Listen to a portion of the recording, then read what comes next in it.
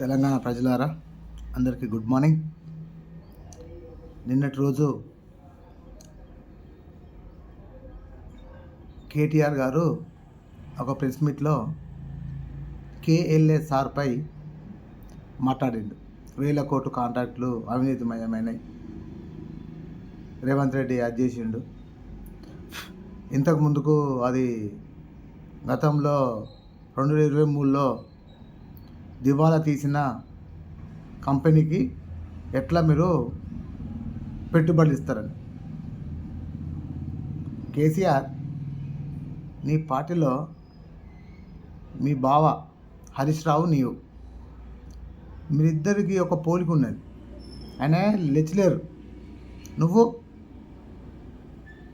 Road మీద తిరిగి July అమెరికాలో ఏం పని చేసినావో మా రేవంత్ రెడ్డి ఎప్పుడు చెప్తూనే ఉంటాడు. హరీష్ రావుకు నీకున్న తేడేంది?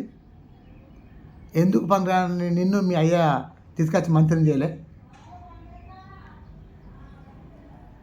అరే ఉత్తా తిరుగుతాడు, జూలై తిరుగుతాడు, వేరే దేశాల పని తిరుగుతాడు, నా ఇచ్చేదా మనం పోతుంది అని చెప్పేసి నీ అయ్యి తీసుకొచ్చి నీకు వేయలే.